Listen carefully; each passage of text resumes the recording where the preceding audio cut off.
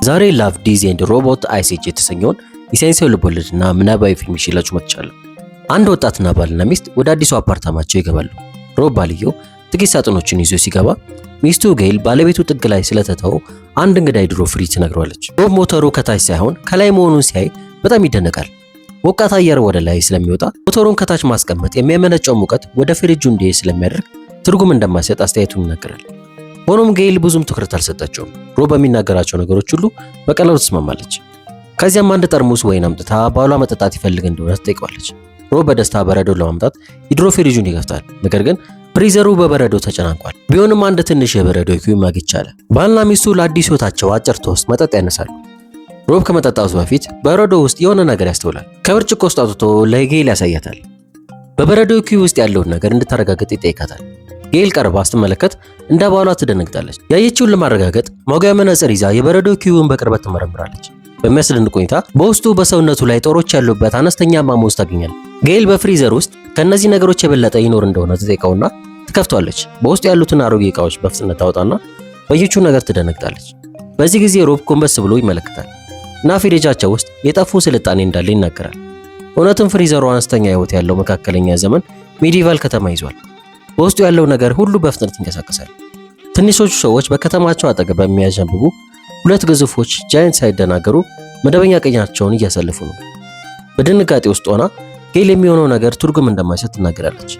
ሮብም ይስማማል። ከዚያም ሱፍ ለበስ ማሞዝ የጠፉ በኋለኛው ናይሎቲክ ዘመን ሆኖ ሳለ እነሱ ግን ቀደምት መካከለኛ ዘመን ከተማ ያዩ እንደሆነ ታብራራለች። ሮብ አለማወቁን ለመደበቅ ትከሻውን ሳብቆ ከሚስቱ ጋር ይስማማል። በኋላ ሮብ የቀዘቀዘውን ማሞዝ በአበባ መትከያ ውስጥ ይቀብረዋል። ሮብ በዚህ ያዘነ ይመስል ሚስቱም ስሜቱን ለማቀለል ምናልባት ጥሩ ማዳበሪያ ሊሆን ይችላል ብላ ትናገራለች። ጉጉት ያሸንፋቸውና ሁለቱም ፍሪዘሩን እንደገና ይመረምራሉ። በሚገርም ሁኔታ ሁሉም ነገር በከፍተኛ ሁኔታ ተለውጧል። ቀደም ሲል የመካከለኛው ዘመን ከተማ የነበረው አሁን በኢንዱስትሪ አብዮት ኢንዱስትሪያል ሪቮሉሽን ወቅት ያለ ዘመናዊ ቦታ ሆኗል። ፋብሪካዎችና የባቡር ሀዲዶች ተገንብተዋል። የፍሪዘሩን ሰማይ በጭስ ሸፍነውታል። ባልና ሚስቱ የሄዱት ለ10 ደቂቃ ብቻ እንደሆነ ነገር ግን ትንሹ ሰዎች 10 ዓመታት እንዳለፉ ያስተውላሉ። በዚህ ጊዜ ጌል በፍሪዘሩ ውስጥ የተለየ መንገድ እንደሚንቀሳቀስ ንድፈ ሐሳቧን ታቀርባለች። የኢንዱስትሪ አብዮት በከፍተኛ ፍጥነት ሲመለከቱ ሮብ የህዳሴውን ዘመን በማጣታቸው ያዝናል። የምን ህዳሴ ነው የሚያወራው? በግንባታ ላይ ባለ ህንፃ አጠገብ የተቀመጡ ሁለት አነስተኛ ሰዎችን ያስተውላሉ እና ግዙፍ ስለሆኑ እነሱን እንደ አማልክት ይመለከታቸው እንደሆነ ብሎ ያስባል። ሆኖም ሰዎቹ በሰማይ ላይ ሆነው ከተማዋን እንደሚያዩ እንግዳ ፊቶች እያዩአቸው ይቀልዱባቸዋል። አንደኛው ሰው በጌል ጥርስ ውስጥ የተቀመጠውን ብሮኮሊ ማየት እንደሰለቸው አስተያየት ይሰጣል። ከሰከንዶች በኋላ ዘመናዊ ህንፃዎች ይቆማሉ። ሮብ ነገሮች ሲበሩ ያስተውላል። ጌልም አውሮፕላኖች እንደሆኑ ትለያቸዋለች። ተጨማሪ ሰማይ ጠቀስ ፎቆች ሲገነቡ ጌል ትንሾቹ ሰዎች የአሁኑን ጊዜ ፕሬዘንት ታይም እንደደረሱ ታምናለች። አንድ የስታርባክስ ሱቅ ሲያይ ይህን ያረጋግጣል እና ካፌው በሁሉም ቦታ እንደሚከፈት ይናገራል። ልክ በዛ ጊዜ አንድ ነገር ያስተውላል እና ስለዚህ ቀርቦ ይመለከተዋል። በድንገት አንድ ሚሳኤል በከተማው መሃል ወድቆ ይፈነዳል። ፍንዳታውም የሩብን ፊት ያቃጥሏል። በኋላ እንዲገፈትረውና ወለሉ ላይ እንዲወድቅ ያደርገዋል። ሚስቱ እንዲነሳ ትረዳውና እንዲረጋጋ ትነግረዋል። ነገር ግን ሮብ በፍሪጃቸው ውስጥ ታክቲካል ኒውክሌር እየፈነዳ ነው ብሎ ይጮሃል። የሮብ ፊት እንደ ቲማቲም ቀልጧል። ጌልም ሳቋን መቆጣጠር ከብዷታል። በፍሪዘር ውስጥ ግዙፍ የኒውክሌር ቦምቦች ሲፈነዱ አንጸባራቂ ቶስተርን ለባሏ ሰጠዋለች። ከፍንዳታ የወጣው ሙቀት ፊቱን እንዴት እንዳቀላው እንዲያይ ታደርገዋለች። ሮብ ያቃስታል። ነገር ግን በፍሪዘር ውስጥ ያለው ሁኔታ ይበልጥ እንደተባባሰ ያስተውላል። ጩኸት፣ የተኩስ ድምፅ፣ ፍንዳታ ሲሰሙ ባልና ሚስቱ ፍሪዘሩን ትኩር ብለው ይመለከቱታል።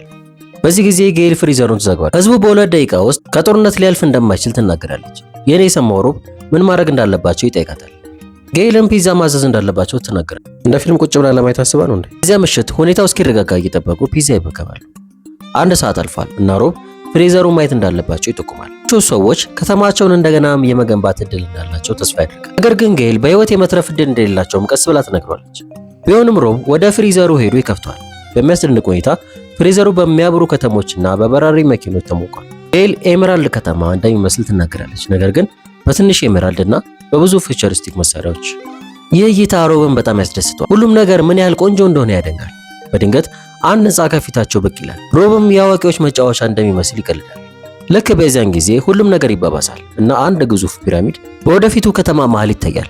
በደማቅ ሁኔታ ያበራል እና ከሱ ጋር የተያያዙ ድልድዮችን ኃይል ይበላል። በመጨረሻም የአልማዝ ቅርጽ ያለው ምሽግ ኃይል ወዳለው ኳስ እስኪቀየር ድረስ ሙሉ ከተማውን ይበላል።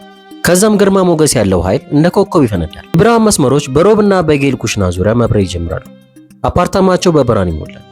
ይህ ድንቅ ብርሃን ሁሉንም ያስደምማቸዋል። በዚህ ጊዜ ትንንሾቹ ሰዎች የጊዜና የህዋ ጉዞ ታይም ኤንድ ስፔስ ትራቨል ሚስጥሮችን ያገኙ ይመስላል። ከዚህ በኋላ የብርሃን መስመሮች ወደ ፍሪዘሩ ይመለሳሉ። ወደ ሉል ይሰበሰቡና ይጠፋሉ። ይህ በሮብና በጌል ፊት ላይ የነበረው ፈገግታ ያጠፋዋል። ባዩት ነገር ግራ ይጋባሉ። ሮብ ትናንሹ ሰዎች መቼ ይመለሱ ይሆን ብሎ ያስባል። ጌል ግን እንደማይመለሱ ታስባለች። በዚህ ምክንያት ሮብ ትንሾቹ ሰዎች መቼም እንደማይመለሱ የተቀበለ ይመስላል። የፍሪጁ መሰኪያ በሐዘን ይነቅለዋል። ሚስቱ ሮብ ትንሾቹን ሰዎች እንደወደዳቸው ስለምታውቅ ታቅፈውና ታጽናናዋለች። ከዚያም ፍሪዘሩን ትዘጋዋለች። በሚቀጥለው ቀን ሮብ ቡና ቀርቶ አንዱን ለጌል ይሰጣታል። እርስ በእርስ ምንም ቃል ሳይነጋገሩ ሁለቱም ፍሪጃቸው ውስጥ ስላለው አነስተኛ ስልጣኔ ያስባሉ። ትንሾቹ ሰዎች አሁንም በህይወት የመኖር ትንሽ ተስፋ አላቸው። ፍሪዘሩን እንደገና ይከፍቱታል። ምንም እንኳን ማሳኪያው ቢነቀል ቀዝቃዛ ጭቃ ሲወጣ ያያሉ። ውስጡ ጥንታዊ ሳፒየንስ የአንድ ትልቅ ብራኪዮሳውረስ በደን ሲበሉ ሌላ የበረዶ ዘመን ይመለከታሉ። በፍሪዘሩ ውስጥ ያለው ህይወት እንደገና ይጀምር ይመስላል። አሁን ወደ ዳይኖሰር ዘመን ተመልሷል። ልክ በዛ ጊዜ አንድ ጩኸት የቲሬክስ መምጣትን ለሳፒየንስ ያስጠነቅቃል። ሳፒየንሶቹ ይሮጣሉ። አንዱ በዳይኖሰሩ ጥርሶች መካከል ይያዛል። የመጨረሻው ሳፒየንስ ይወድቃል። ቲሬክስን ለመግደል በላዩ ላይ ይዘላል። ብዙዎች የፍሪዘሩ ህይወት እንዴት እንደሚሻሻልና እውነታን እስከ መታው ደረጃ የሚያደርስ የሚያሳይ አነስተኛ ዩኒቨርስ ፖኬት ዩኒቨርስ ነው ይላሉ። አንዳንዶች ፍሪዘሩ የዓለማቸውን ፍጻሜ እንዳሳየ ሊያስቡ ይችላሉ። ነገር ግን ትንሾቹ ሰዎች የሚኖሩበትን የተለየ ዳይሜንሽን አግኝተዋል ማለት ሊሆን ይችላል። ይህ የህይወት ሂደት በድሮ ፍሪጅ ውስጥ ስንት ጊዜ እንደተከሰተ ወይም ሁልጊዜ በተመሳሳይ መንገድ እንደሚሄድ እርግጠኛ አይደሉም።